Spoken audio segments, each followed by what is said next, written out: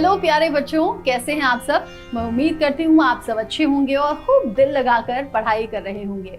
बच्चों, आपने अक्सर कई तस्वीरों में, कैलेंडर्स में या फिर वीडियोस में भगवान शिव के माथे पर तीसरी आंख देखी होगी। असल में ये भगवान भोलेनाथ की तीसरी आंख है, इसीलिए उन्हें त्रिलोचन भी कहा जाता है। लेकिन क्या आपने कभी सोचा है कि पूरे ब्रह्मांड में किसी की भी तीसरी आंख नहीं है? फिर शिवजी को ये तीसरी आंख कहां से आई, कैसे आई?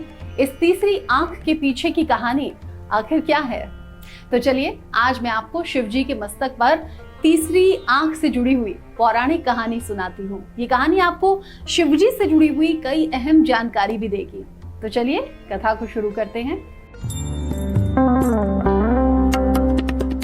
बहुत समय पहले की बात है। भगवान शिव कैलाश पर्वत पर बैठे ध्यान मग्न थे। जब वो ध्यान से उठे तो उन्हें एक विचार सूझा और उन्होंने हिमालय पर्वत पर सभी देवताओं की एक बैठक बुलाई। महादेव का बुलावा था, इसीलिए इसमें शामिल होने के लिए सभी देवता, ऋषि मुनि और ज्ञानी लोग कैलाश पर्वत की ओर चल पड़े। कैलाश पर्वत पर पहुंचकर सभी ने भगवान शिव को प्रणाम किया और अपनी अपनी जगह पर बैठ गए। इसी बीच माता पार्वती भी शिवजी से मिलने के लिए कैलाश की ओर निकली। जैसे ही वो कैलाश के पास पहुंची, उन्हें एक शरारत सूझी।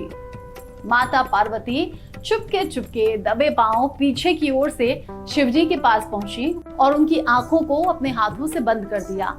आंखें बंद होते ही शिवजी तपस्या में लीन हो गए।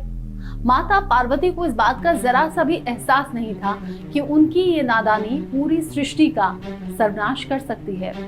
भगवान शिव की आंखें बंद होते ही पूरी सृष्टि में अंधेरा छा गया।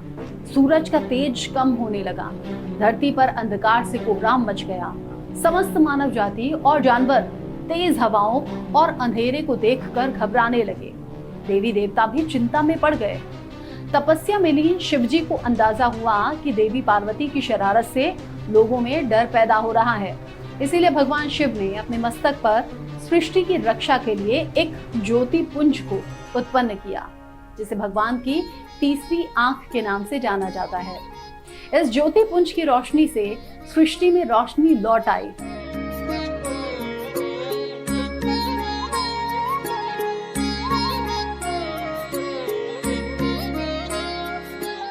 भगवान शिव के कहने पर माता पार्वती ने अपने हाथ हटाए। शिवजी के माथे पर तीसरी आंख को देखकर माता पार्वती हैरान हो गई। उन्होंने शिवजी से पूछा, महादेव, आपके माथे पर ये चमकती हुई ज्योति क्या है और ये कैसे आई? हे पार्वती, मेरी आंखें जगत की पालनहार हैं, लेकिन आपने तो मेरी दोनों आंखें अपनी हथेलियों से बंद कर दी थीं।